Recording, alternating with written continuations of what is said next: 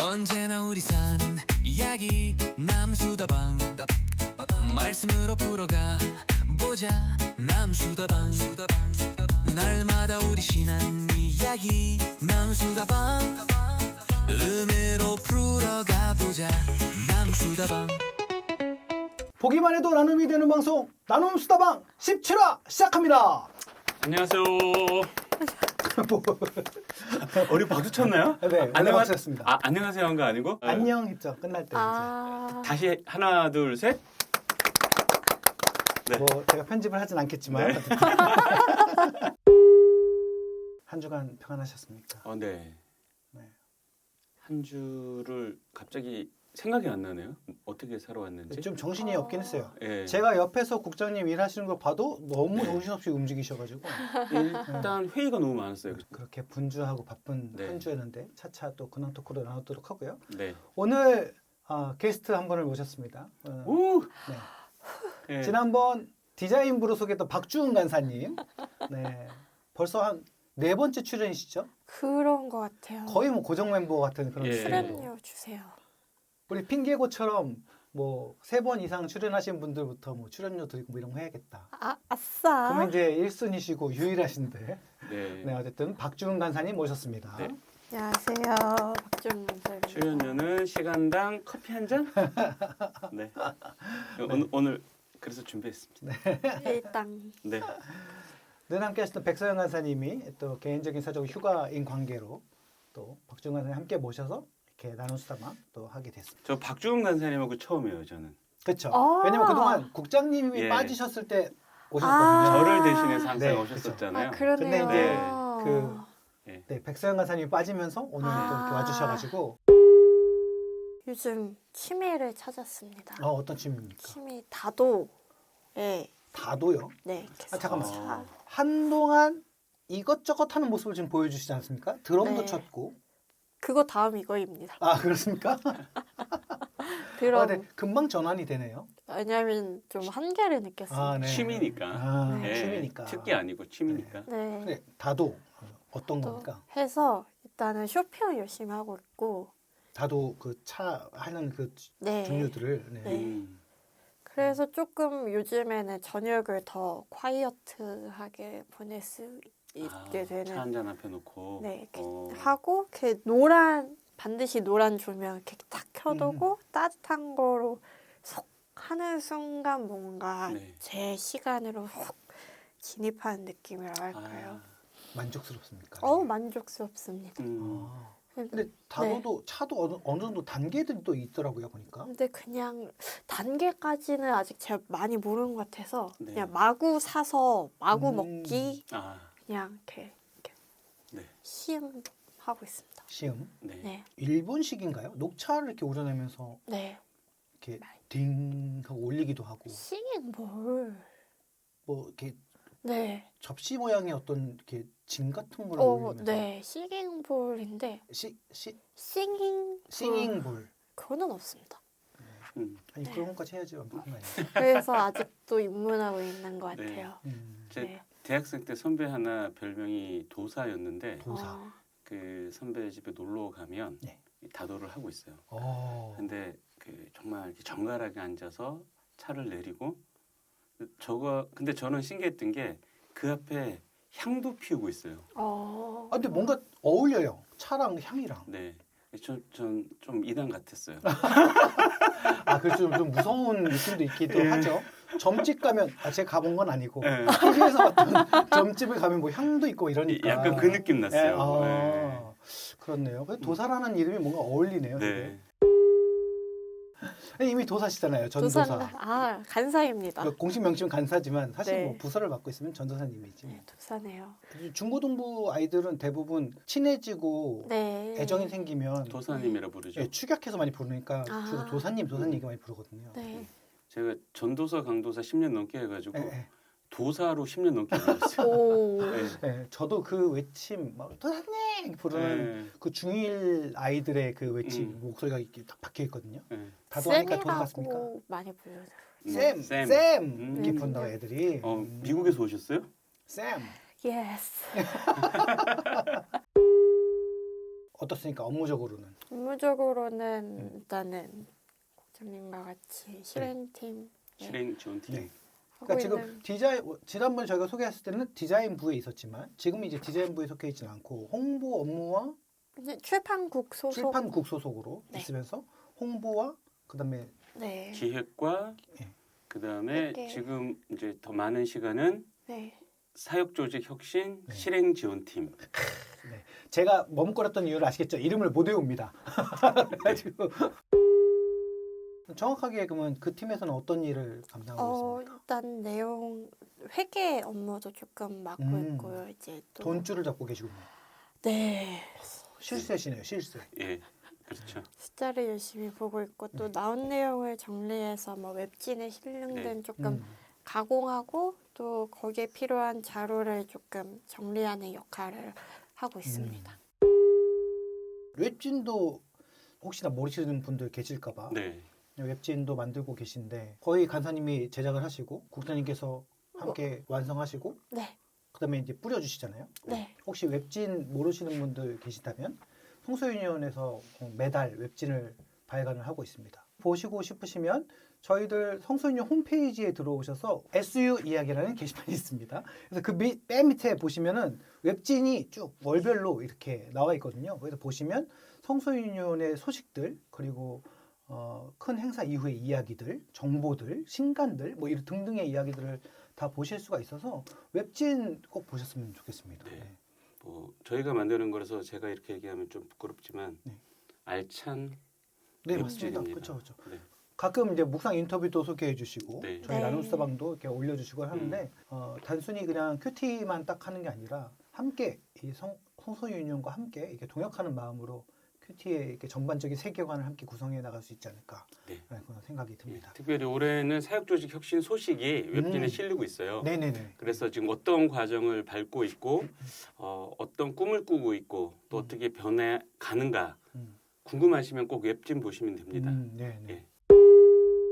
아까 처음 말씀드린 것처럼 요즘 회의도 많고 그래서 한 주가 어떻게 지나가는지 이게 좀 빨리 지나가기도 하고 어제는 농담 삼아서 진짜 50대가 되니까 시간의 속도가 50km 이상으로 달린다 이제 이런 말도 했는데 정말 하루하루 빨리빨리 지나고 있고요. 또 그런 와중에 제가 이제 중앙아시아 사역 국제본부와 함께 중앙아시아 사역 하는데 중앙아시아에 몇 가지 이슈가 발생했습니다. 그러니까 중앙아시아에서 우리 성소유니온 사역의 그 키가 되는 나라가 키르기스탄인데 그 나라 종교법이 바뀌었어요. 예, 그래서 이제 기독교를 향한 탄압이 더 거세져서 일단 외부에서 이제 지원하던 지원금도 그 키르기스탄 내에 있는 기독교 단체들은 받지 못하게 되고 뭐 하는 어려움들이 있어서 저는 뭐 계속 편집하고 또 이제 묵상 인터뷰가 한동안 섭외가 안 돼가지고 한동안 좀 비어 있다가 최근 지난주에 주간에 이제 2분 촬영하고 왔고 이번 주도 또 촬영하는데 제가 이제 어디든 가다 보니까 이번 주 일정은 네. 한 분은 대구 분이시고 오. 한 분은 구미에 계셔가지고 그래도 거의 비슷한 지역이라서 그러네요. 찍고 바로 네. 보내고 네. 그다음에 구미로 가서 찍고 이렇게 돌아오는 일정으로 지금 플랜을 짜서 다녀오게 될 것 같습니다. 네. 제가 얼마 전에 우연찮게 대학교 입학했을 당시의 사진을 어떻게 하다 우연히 발견해가지고 백서영 간사님께 보여드렸거든요. 네. 경악을 금치 못하시더라고요. 어떤 경험? 개미 한 마리가 원래 내가 삐쩍 말랐던 스타일이었거든요. 네. 볼도 이렇게 들어가서 광대뼈가 제 아이디인 이유도 여기 광대뼈가 많이 튀어나오고 이래가지고 뭐 마징가 고길동 하여튼 그런 스타일의 별명 뭐 치토스 이런 게 다 제 별명이었는데 볼살이 좀 나와서 이제 광대뼈가 의미가 없을 정도로 몸도 무거워지고 이래서 아유 지금 하는 업무들이 대부분 이제 20대 후반 30대쯤에 할 업무들인데 네. 제가 지금 뒤늦게 이렇게 열심히 재미는 있습니다. 재미는 있는데 몸이 받쳐주질 않는구나. 이걸 조금 환절기 때 또 경험을 하고 있네요. 개미 시절 궁금합니다. 개미 시절 사진 보여드리겠습니다. 이렇게 되면 인서트로 넣어드려야 됩니다. 오늘 주제수다. 저희가 지금 계속 신앙 표현 시리즈 그걸 계속 하고 있는데 이 주제를 던져드리고 나서 두 분이 똑같은 개그를 저한테 치셔가지고 진짜요? 아 부끄럽다. 토합니다. 아, 20대 감성이시네요. 아. 국장님. 아 그렇구나. 안 부끄럽다. 아, 갑자기 예, 자존감 높아지네요. 예. 네, 그렇습니다. 아무튼 그래서 오늘 이 주제로 한번 나눠보도록 하겠습니다. 나에게 성전이란 성전에 대해서 한번 각자의 느낌과 생각들을 또 가볍게 아주 소프트하고 가볍게 한번 나눠보도록 하겠습니다. 그 조크가 뭐였는지는 밝히지 않겠습니다.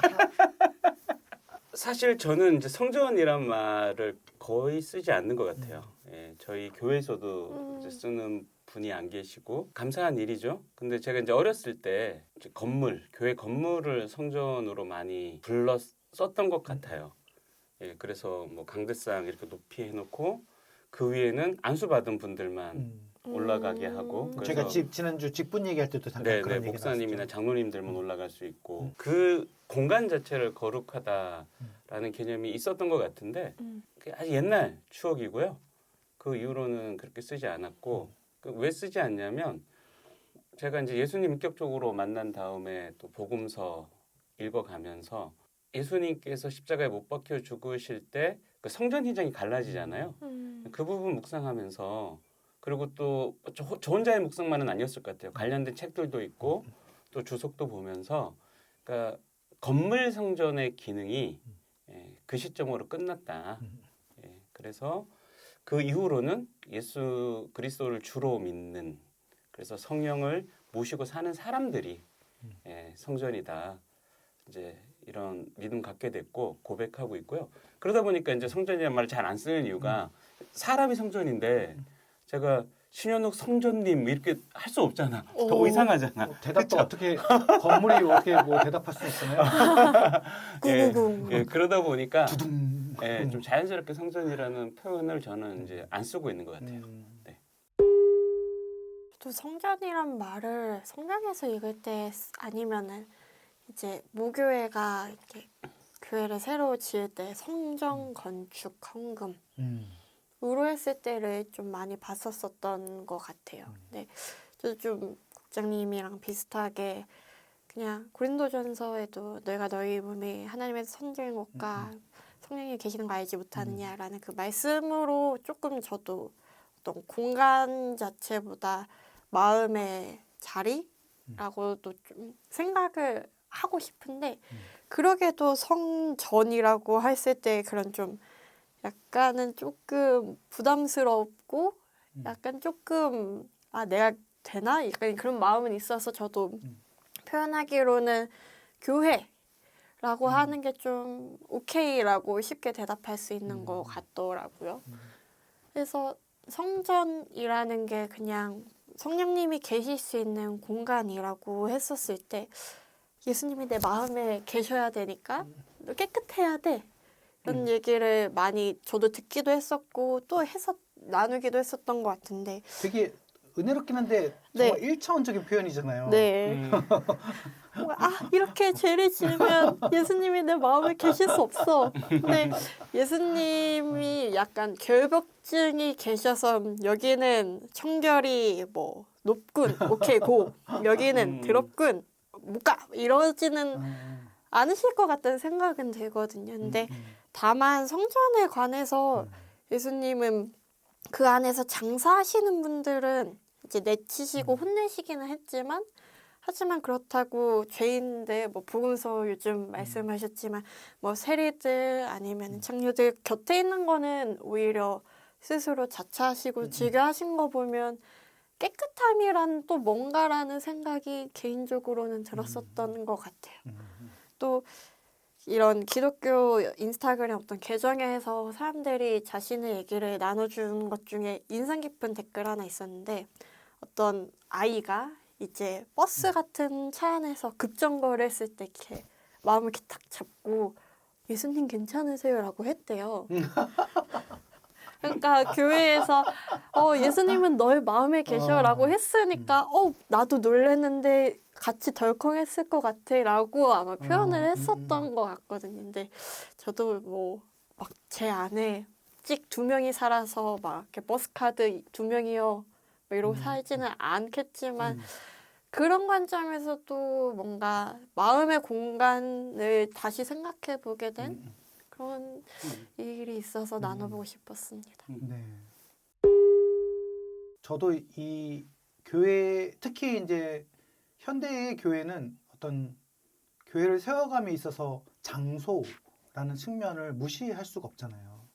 그런데 저는 개인적으로 나중에 나도 개척을 할 거야라고 예전에 꿈꿨던 사람으로서 어떤 생각을 할 때 이 장소를 구하는 게 매우 비효율적이다라는 생각이 되게 많이 드는 거예요. 그래서 오래된 신앙의 연차를 갖고 계신 분들이 그 장소적인 어떤 개념으로서의 성전을 좀 더 많이 주장하고 계시고 또 그렇게 인지하고 계시기도 하고 또 저희가 대부분 자연스럽게 그런 부분들을 본능적으로 좀 인식을 하고 있어가지고 나도 모르게 아까 말씀하셨던 그런 어떤 움찔하는 그런 태도나 또는 묵상할 때 그런 적용들이 좀 많이 나오는 것 같기도 합니다. 그래서 조금 더 이것이 우리의 신앙의 현실 속에 들어와서 적용되어지고 우리가 말했던 우리가 성전이고 우리의 모임이 성전이야, 우리가 교회고 우리 모임이 교회야 라는 이런 표현이 정말 현실화돼서 우리 안에서 정말 구체적으로 적용되고 삶으로 드러난다면 지금의 형태와는 좀 다르지 않을까 뭐 이런 생각들을 좀 해보게 되는 것이죠. 물론 저도 지금 아까 제가 국장님께 교회를 어떻게 하고 계시냐, 장소를 어떻게 하고 계시냐 여쭤봤던 것도 이런 생각들을 좀 고민하면 아무래도 건물을 짓고 임대하는 것보다도 이렇게 좀 남은 공간들을 활용한다든지 이러한 경우들이 좀 많이 있는 것 같더라고요. 저도 지금 다니는 교회도 어떤 센터를 빌려가지고 이제 그러다 보니까 도저히 교회를 지을 수 없는 곳에서 교회를 개척할 수 있는 성수동에 누가 건물을 지을 수 있겠어요. 임대를 누가 할 수 있겠어요. 그렇지만 저희는 성수동에서 그 핫한 곳에서 엄청나게 제가 좋아하는 카페라떼 엄청난 맛집 그 바로 앞에서 예배를 늘 드리거든요. 그래서 이게 오히려 생각을 바꾸면 불가능한 것도 가능해진다. 성수동 한복판의 교회라니 뭐 이런 개념이죠. 그래서 젊은 목회자분들은 좀 이런 공간의 활용이나 이 우리가 성전이지 건물, 그러니까 교회당이 중요하지 않다. 이런 개념들을 실천하고 있는 부분들이 많지 않나 그런 생각이 들더라고요. 그런데 조금 고민되는 지점도 있긴 있어요. 그러니까 저희 교회나 아까 말씀드린 팀장님 교회 같은 곳은 사실 젊은이들이 많이 모이잖아요. 그렇죠. 그러니까 젊은이들은 기본적으로 지하철 타고 1시간, 2시간 돼도 오더라고요. 자기가 맞아요, 좋아하면. 예. 그러다 보니까 그렇게 젊은이들이 많이 모여서 좋은데 교회의 또 가장 중요한 특성 중에 하나가 지역성을 가져서 그 지역에서 그러니까 그 지역 사람들의 이웃이 되어줘야 되는 건데 그건 어렵더라고요. 저희 교회도 마찬가지예요. 저희 교회도 우리 지체들이 북쪽으로는 일산, 남쪽으로는 용인, 와. 예 그리고 뭐 하남, 김포에서도 모이거든요. 그러니까 그렇게 1시간 반 걸려서 모여서 예배 드리는데 지역성을 못 가지는 거예요. 예. 그래서 이제 여러분들이 여러분 지역에 가서 그렇죠. 예. 그 이웃을 섬기고 이웃을 돌보는 사람이 되라. 이제 늘 얘기는 하지만 한편으로는 그게 아쉬워요. 그러니까 이게 이런 식으로 고민을 계속하고 네. 이런 식의 움직임이 보편화되어지면 이런 많은 주제들이 좀 논의가 되어지면서 네. 또 해결 방식들이 좀 나오지 않을까라는 맞아요. 그런 생각도 네. 들고 지금도 구전이 잠깐 지나가는 말로 각자 있는 지역에서의 또 그런 영향력이 네. 하나의 또 해결 방식이 될 수 있는 거니까요. 자, 나눔수다 한번 해볼 텐데요. 오늘 나눔수다 본문은요. 누가복음 18장 15절에서 30절까지의 말씀입니다. 누가복음 18장 15절에서 30절까지의 말씀. 자, 목상 순서 또 나누는 가위바위보를 또 하도록 할 텐데요. 네. 지난주에 백선 강사님이 1등 해가지고 처음으로 기운을 저에게 나눠주셨을. 네. 이 이 지은이라고 해도 자리. 네. 과연 그럴까? 네, 가위바위보 한번 가겠습니다. 안 내면 진 거 가위바위보. 승률 상당히 높습니다. 오. 안 내면 진 거 가위바위보. 안 내면 진 거 가위바위보. 안 내면 진 거 가위바위보. 와, 이럴 수 있나? 안 내면 진 거 가위바위보.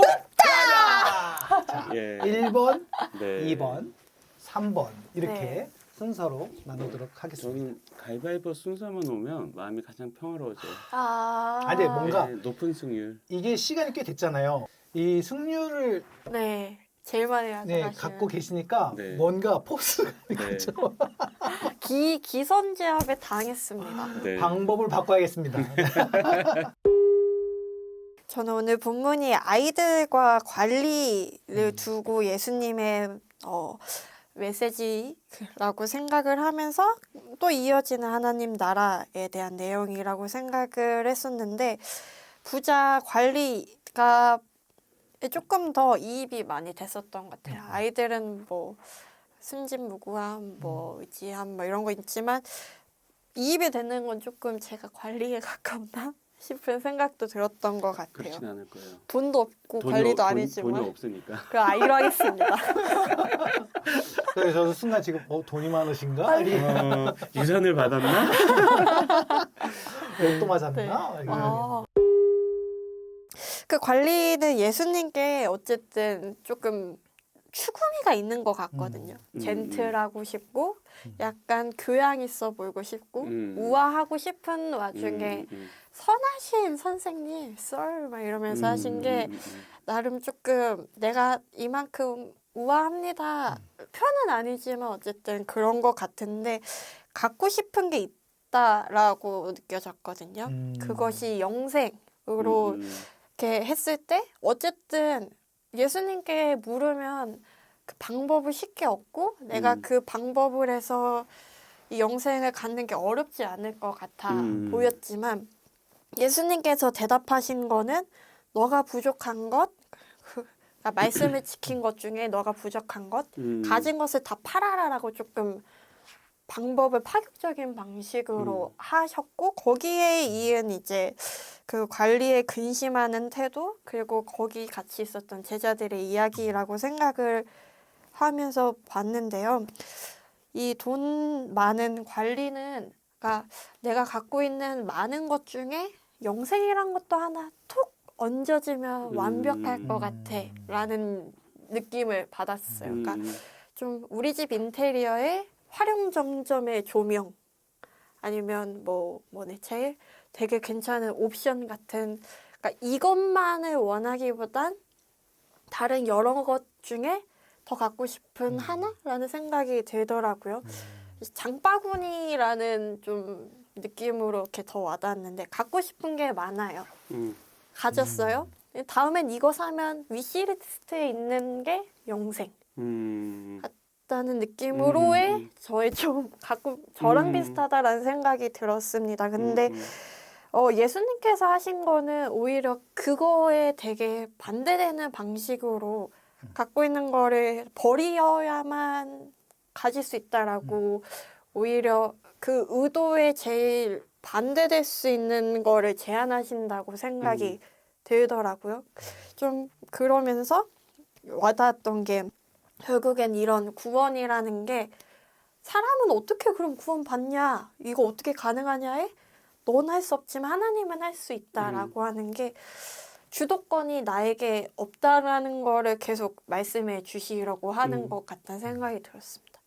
구원이라는 개념이 저에게도 좀 비슷하게 다가오는 것 같아요. 뭔가 오히려 내가 주머니에 소유하고 되려고 할수록 계속 멀어지는 것 같은데 오히려 반대로 다 놔버렸을 때 너에게 있어라고 말씀하시는 이런 자석에 가까이 가면 멀어지지만 멀어질 것 같은데 가까이 오고 그런 겸 가끔은 뭐 이런 차 같은 거 마실 때도 생각하는 이미지인데 티백 같은 거 우리면은 제가 티백이라고 생각했을 때 이렇게 물 뭐 이런 거에 혼자 스스로 날 수 없고 누가 건져줘야 되잖아요.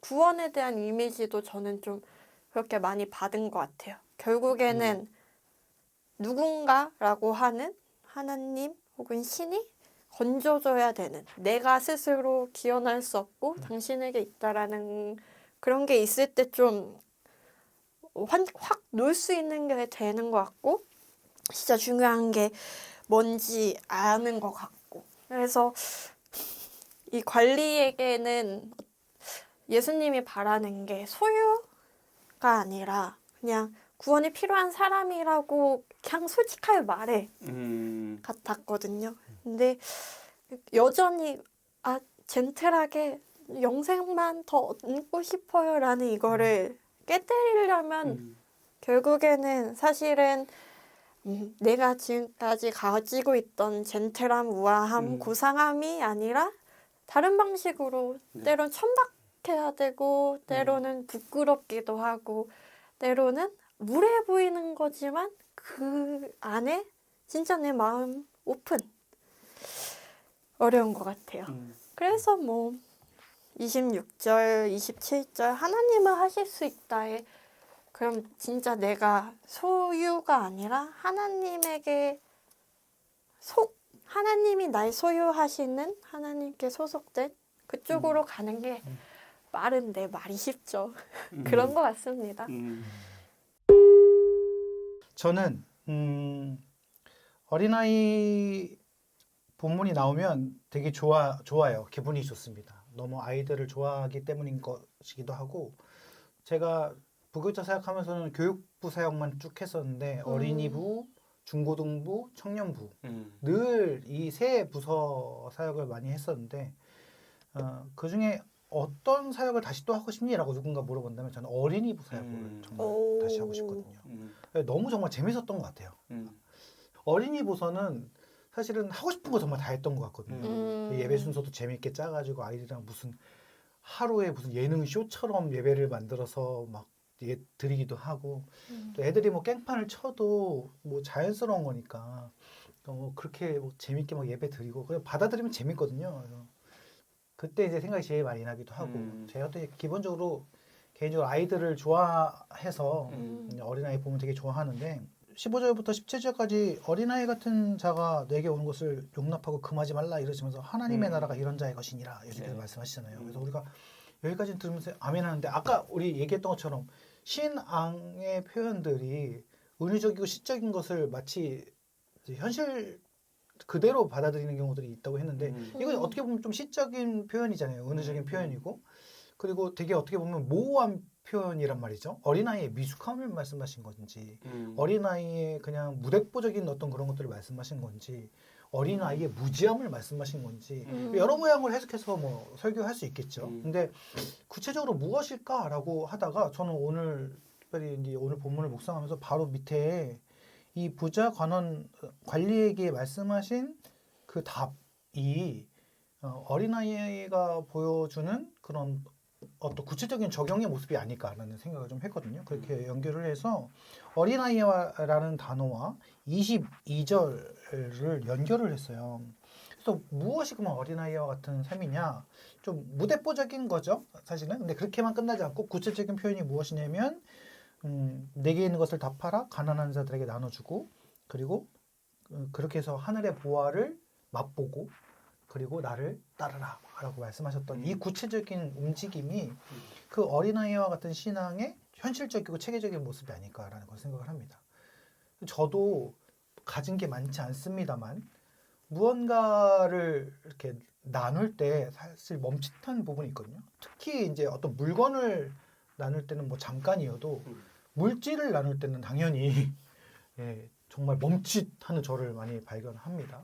정말 나는 누군가한테 베푸는 사람일까? 갖고 있는 걸 나누는 사람일까? 라고 했을 때 확실히 물질적인 측면에 있어서는 자신이 없는 거예요. 그러면서도 맨날 하는 투정이 아니 하나님 왜 이런 거를 가난한 저 같은 사람한테 읽게 하셔가지고 이렇게 부담을 주시냐. 좀 돈 많은 분들 보시고 좀 적용하게 하시지 왜 나 같은 사람이 이렇게 양심적으로 고민하게 만드시냐 이러면서 짜증이 막 나는 거예요.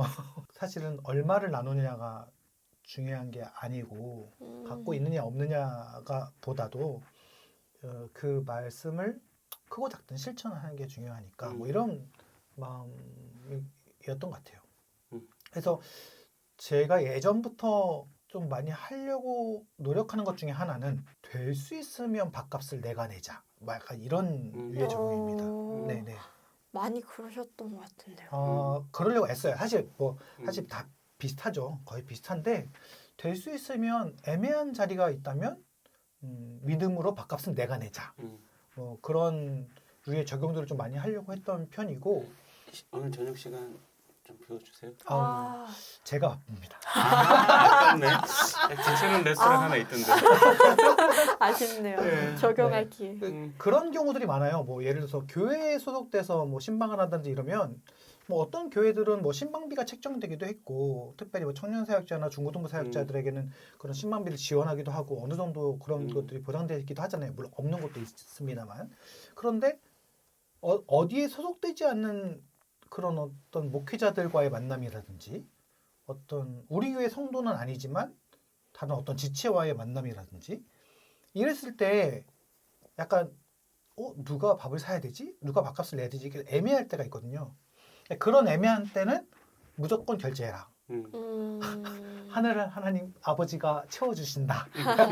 이런 마음으로 또 우리들에게 정말 카드라는 엄청난 또 은혜를 선물해 주셨잖아요. 그래서 긁어보자. 약간 이런 마음으로 그냥 밥값을 계산을 하려고 하는 편이거든요. 많이 뭐 그러지는 못합니다만 어쨌든 최대한 그런 적용, 그러니까 이런 움직임 중에 이제 하나인 것 같아요.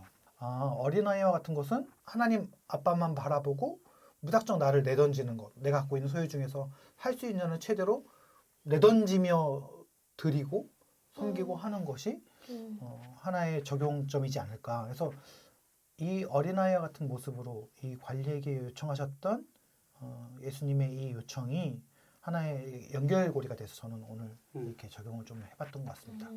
그래서 앞으로도 밥을 열심히 사도록 노력해봐야겠다. 네.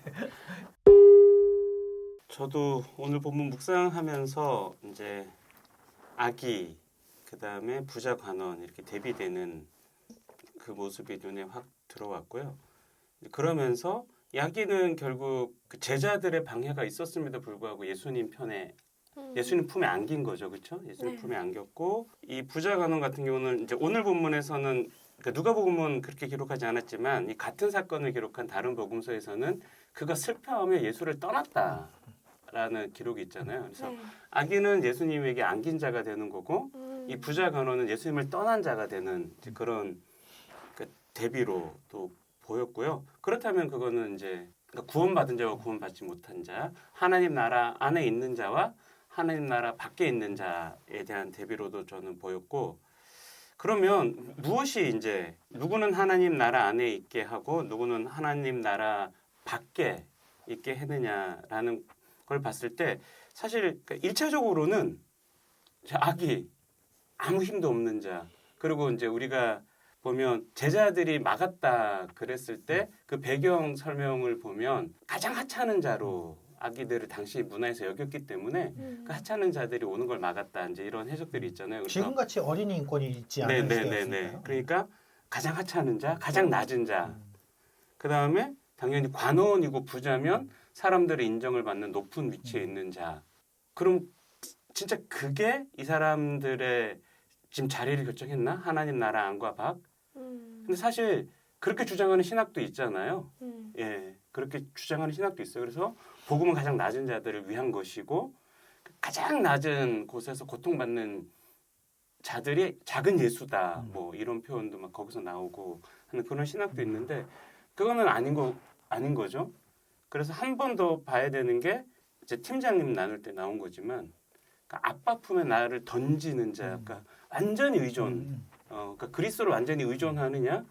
특별히 재밌는 게 아기라고 했거든요. 어린아이. 그러니까 다른 복음서에서는 어린아이들이라 그랬는데 오늘 누가복음은 특별히 아기라고 했어요. 영어 성경에는 infant. 그러니까 갓 태어난 아기거든요. 스스로는 아무것도 할 수 없는 자. 그러니까 온전히 아버지에게만 의존되어 있는 자. 그것. 그럼 부자 간호는 이제 힌트가 나오는데 율법 다 지키고 있어요. 자기가 나름 종교 생활해. 예. 그러니까 뭔가 내가 내 스스로 뭔가를 하고 있다라고 생각하는 자. 그 구분이지 않았나 싶더라고요. 그래서 구원은 결국 예수님을 구원주이신 예수님을 전적으로 의존하느냐, 의존하지 않느냐, 이 문제가 아닐까 라는 그런 생각을 좀 했고요. 그러면서 딱 이렇게 끝났으면 참 좋은데 최근에 제가 경험한 것 때문에 이제 그럼 이게 전적으로 의존한다는 게 뭐냐라는 묵상을 하나 더 하게 됐는데 그게 뭐냐면 제가 최근에 아프리카 이주민들과 묵상 나눔 모임을 시작했어요. 그러니까 저희 교회가 오랫동안 그분들의 좀 어려움을 전적이지 못해도 저희가 할 수 있는 한 최선을 다해서 도와드렸는데 이분들의 삶은 전혀 나아지지 않고 왜냐하면 한국 시스템이 이제 이분들의 삶을 어떻게 뒷받침해주지 못하기 때문에 점점 더 어려워지고 이제 병도 들고 막 이런 거예요. 그래서 그러니까 그 정도 지원으로는 안 되고 우리가 진짜 친구가 되기 위해서는 묵상 나눔하면서 삶으로 더 깊이 들어가야 되겠다 해서 이제 묵상 나눔 모임을 시작했는데 지난주 토요일에 모임을 했어요. 30대 후반, 40대 초반인데 다 그 성인병 앓고 계세요. 예, 고혈압, 당뇨, 뭐 그러면서 무릎도 아프고 막 그러세요. 그래서 이제 그런 아픈 얘기 다 하고 하다가 같이 이제 기도 제목 나누는데 그분들 기도 제목이 뭐냐면 디바인 힐링인 거예요. 이게 뭐냐면 내가 병원 굳이 안 가겠다. 그러니까 하나님의 능력으로 나를 고쳐주실 것을 믿는다. 그러니까 그게 생각이 났어요. 그분은 지금 완전히 하나님 의존하고 있는 거잖아요, 그렇죠? 근데 그 기도 제목을 제가 들으면서 기도는 하겠지만 병원 가라, 약도 타 먹어라. 이제 이런 제안을 했고, 난 그게 제가 반드시 했었어야 하는 권면이라고 생각을 해요. 그러니까 그 생각이 나면서 완전히 의존한다는 것도 우리가 진짜 잘 고민해야 되겠다. 그러니까 그게 또 완전히 의존하지 않는 거라고 말할 수는 없잖아요. 근데 하지만 그걸 우리가 수용하고 그래, 너 완전히 의존하는 믿음이 있으니까 병원 가지 마 라고도 할 수 없는 거잖아요. 참 고민되는 거예요. 그래서 이제 며칠 전 묵상 망대를 세울 때 개선해보고 전쟁을 하기 전에 개선해보고를 같이 좀 끌어와서 전적으로 의지하는 것도 좀 묵상해야 되지 않나라고 생각을 했어요. 그래서 계산 없이 무작정 던지는 건 전적인 의존이라고 할 수 있을까? 그러니까 내 편에서 할 수 있는 걸 하면서 하지만 가치가 세상이 아니라 예수 그리스도고 가치가 세상 나라가 아니라 하나님 나라여야 되지 않을까? 예, 하여튼 좀 그런 고민이 많이 들었어요. 어떻습니까? 박정환 선생님 오랜만에 오신 소감. 오랜만에 오니 또 네. 그냥 오랜만인 것 같으면서도 또 익숙하기도 한 그 두 가지가 있는 것 같은데 그냥 항상 느끼는 건 나누는 건 역시 좋구나라는 건 동일하게 하지만 매번 새롭게 느끼는 것 같아요. 오늘은 저의 소원이었던 네. 국장님과 소원이 나누는 이루어졌습니다. 네. 해본 것도 있었고 네. 확실한 건 나눈 이야기는 더 오래 남는 것 같아서 저도 뭔가 이렇게 시간이 남을 것 같다는 생각이 들었습니다. 네. 감사합니다. 네, 오늘 이렇게 또 나눔 모임 함께 해보았는데요. 여러분들도 나눔 모임 통해서 더욱더 묵상의 깊이가 더욱더 깊어지고 나눔을 통해서 더욱더 풍성한 그런 묵상의 삶이 되시기를 간절히 바랍니다. 그러면 저희는 다음 방송에서 또 뵙도록 하겠습니다. 안녕. 안녕. 언제나 우리 사는 이야기 남수다방 말씀으로 풀어가 보자 남수다방 날마다 우리 신앙 이야기 남수다방 음으로 풀어가 보자 남수다방